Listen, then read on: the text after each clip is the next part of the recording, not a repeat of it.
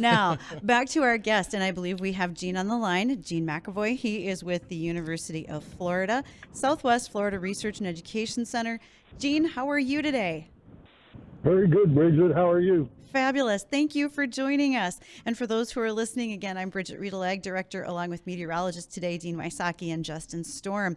And our guest, Gene, we invited you to be a part of our conversation because we hear so much about post-Hurricane Ian, what's happening to the citrus crop. But there's more to the story, right? It's not just about the hurricane. What else is going on in Florida these days with citrus? Well, citrus has been declining for about over a decade now since the imported disease known as citrus greening, or Long Bing is the Chinese name from it, came into the United States from South America via Africa, originally from China, but it's been moving around the world. And it is a bacterium that becomes systemic inside the citrus tree and plugs up the vascular system, basically causing the tree to slowly starve to death over time. So through that, with that greening, you said it's a bacterium. Is there anything that you are able to do as a preventative measure or even after the fact? Or do you see the decline to continue with citrus greening in the state? Well, there is no cure for it, and it's an unusual bacteria in that most bacteria cause rots and spots and, are superficial on leaves and fruits. This bacteria actually gets inside the tree and plugs up the vascular system. The other unique thing about it, it's spread by a small insect known as a psyllid, kind of like an aphid. And the psyllid, spreads it from tree to tree. So one of the things you can do is try to control the psyllids. But unfortunately, if the psyllid is carrying the bacteria, it doesn't take a long time to transmit the infection. So even though you may kill the psyllid, chances are it will infect the tree before it dies. Will that psyllid affect the tree or the fruit? Does it matter? Can it affect both? The psyllid feeds on the leaves. It sucks the juices from the leaves. Oh, okay. So it's kind of like malaria in people, where, the malaria mosquito spreads the parasite from person to person as it feeds. Right. So you said this is a bacteria that's affecting these trees, that's clogging up the vascular system. So it's kind of like a blood clot in a person, and it just kind of stops the circulation of that water up and down the tree. Do you know, is there anything that's being done, like research as in a way to find a cure for this bacteria? Between the United States Department of Agriculture, growers taxing themselves through a citrus box tax, state of Florida, we've spent hundreds of millions, if not $1 billion over the last decade looking for a cure, and we haven't found one. We can do certain things to slow the disease down. As I mentioned, we can combat the psyllid, but we haven't discovered a cure. And the bottom line is that we have gone from over 800,000 acres of citrus 15 years ago to less than 400,000 now, and our yields have fallen from 300 million boxes a year to the current projection, which is 28 million boxes, so 1/10 of former production. Wow. And that projection of 30 million or 28 million was before the hurricane. So we now are trying to take into account what the hurricane did, and that's obviously going to result in a substantial decrease beyond the 28 million. Right. So with all this research that's been going on with trying to find some form of cure for this disease with the citrus crop, is there being any positive signs in the right directions, any results that are like, oh, this is interesting, let's keep diving into this? And then I got a follow-up question after that. Sure. Yeah, we've had some positive, we've learned a lot about the disease, and the bacterium is unusual in that it cannot be cultured in vitro, so meaning that it's very difficult to work on in a lab, unlike other diseases that, agricultural science research. We do know how it works. As I mentioned, it plugs up the vascular system, so we know that by foliar feeding the trees, we can circumvent that blockage in the vascular system and keep the trees healthier than they would be if they were not foliar fed. There are certain materials such as salicylic acid that helps combat the bacteria. We just got a label this year for injecting trees with oxytetracycline, an antibiotic, and it remains to see how effective that'll be. It seems to be effective in the short run, but not really the long run. The long run is a concern. Many times in the past when we've used antibiotics on bacterial diseases in agriculture, sooner or later they become resistant. Right. Well, it sounds like you're just strapping these trees up on life support, more or less. Put the IVs and the ventilators on them and hope that they kick back. Has there been any look at, or I don't even know if it's possible, can you do some sort of variety where you're breeding a resistance to this into the citrus crops? And if that's possible, what's the lifespan on one of these trees? Obviously our crops up here, we can get a new generation of crops once or twice a year for breeding different traits into them. How many years goes into this before you get a new generation? Slower. Yeah, it's a little slower on a perennial tree crop, and there's a lot of work going on in that area. Scientists are canvassing existing groves. There are a few trees that seem to be tolerant of the disease in badly diseased groves, so they're trying to work that in and see if they can develop resistant varieties or tolerant varieties. Looking at rootstocks, all citrus is grafted on rootstocks, so they're looking at some of the citrus relatives that are used as rootstocks as possible mechanisms to impart tolerance or resistance. And there has been some initial results in that area. They've come up with what they call a trisomatic rootstock, which is a combination of several rootstock varieties that seems to help.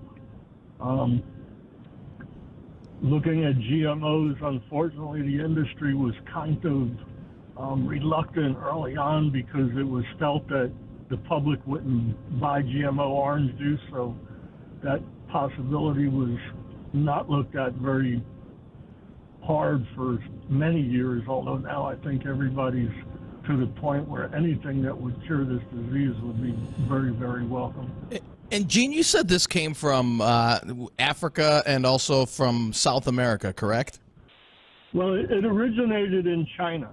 Okay. That's the original name of the disease is Wang Lang Bing, which means yellow dragon in Chinese, because that's one of the initial symptoms is one of the branches of the tree will get very yellow looking, and that is an indication that the tree's been affected. Well, but it's been working its way around the world over the last couple of decades.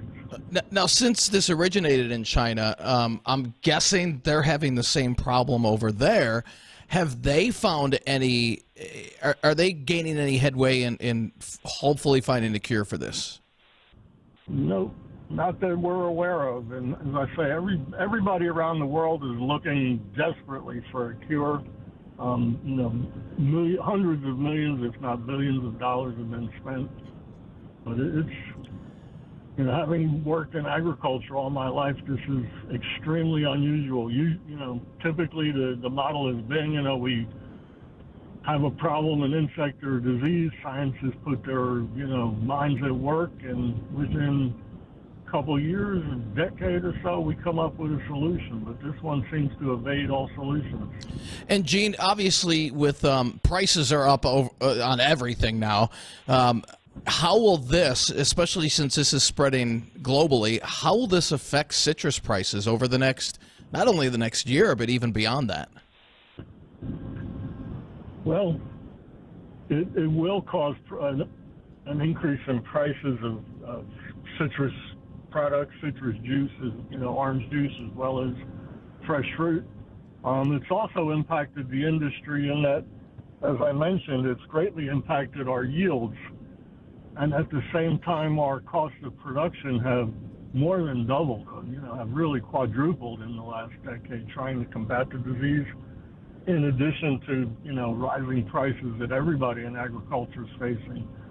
So in many cases, that's, making up growers' mind whether or not to stay in production or not.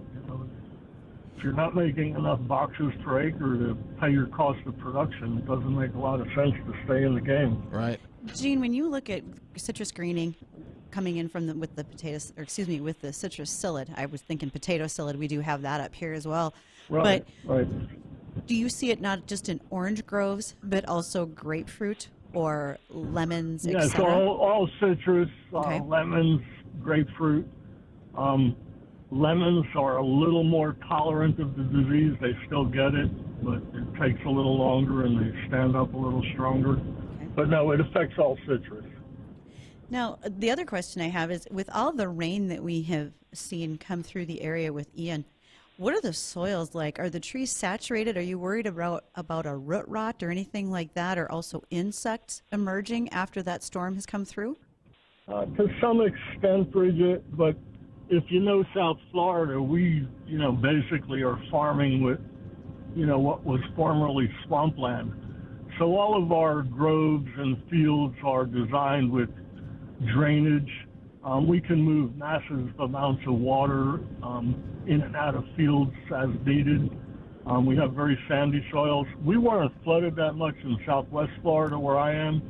Further north in the center part of the state, they did have more flooding. And again, if a tree sits underwater for over 24 hours, it's going to impact that tree. If it stays underwater for 48 or more hours, could kill the tree. Wow. But as I say, we have the ability to move massive amounts of water, in surrounding every grove and between, every so many rows, we have big ditches, huge pumps to pull the water off.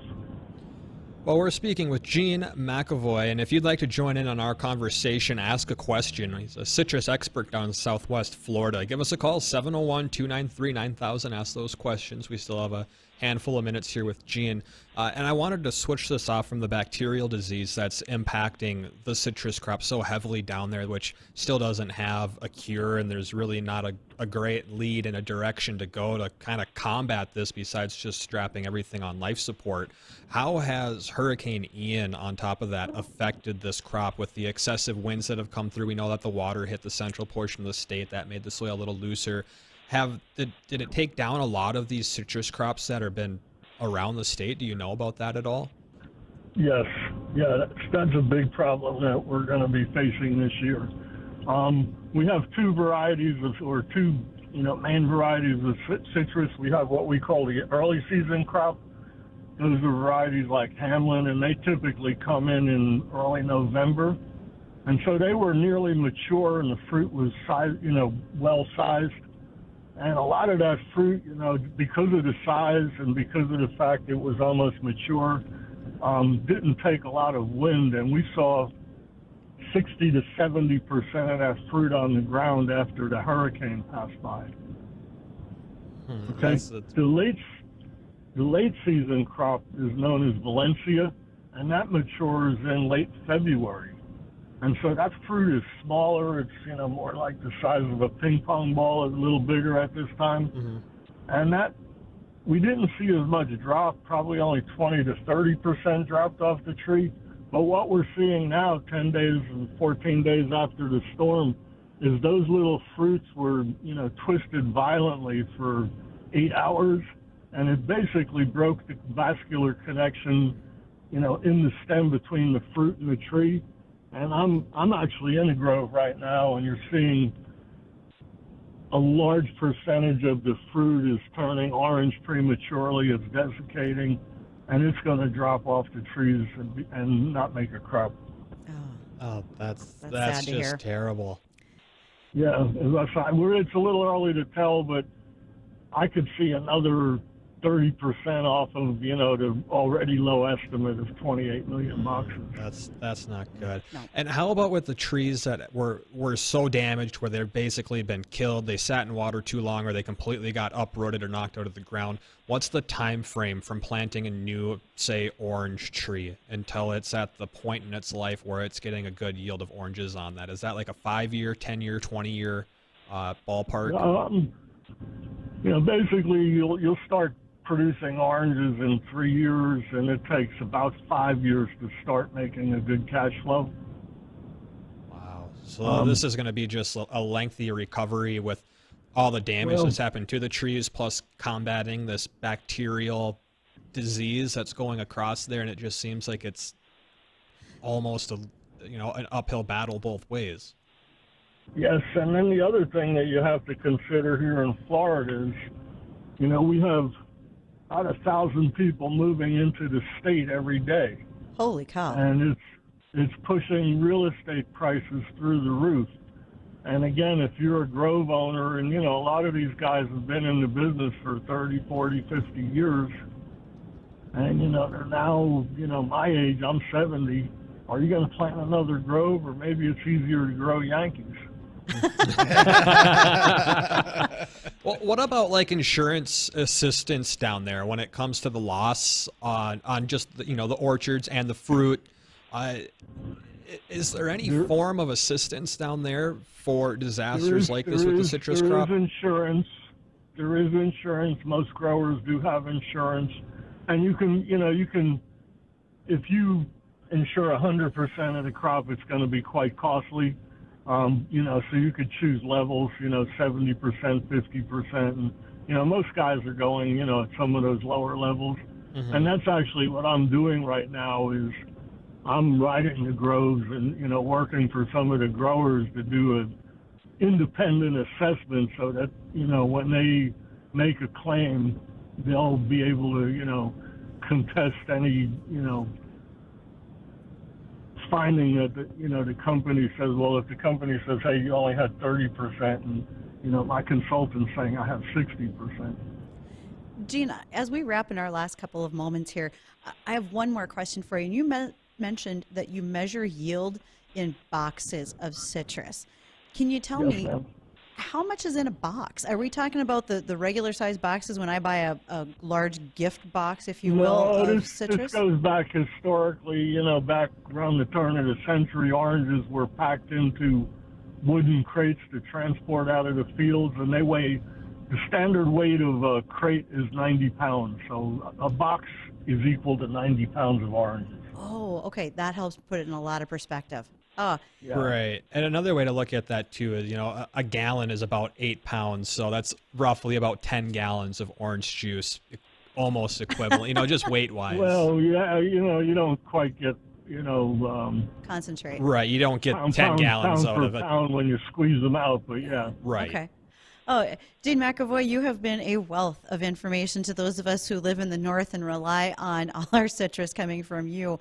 So thank you so much. Again, Gene is with the University of Florida Southwest Research and Education Center, and he has been a fabulous guest to join us and talk about his wealth of knowledge and what's going on in the citrus crop in Florida.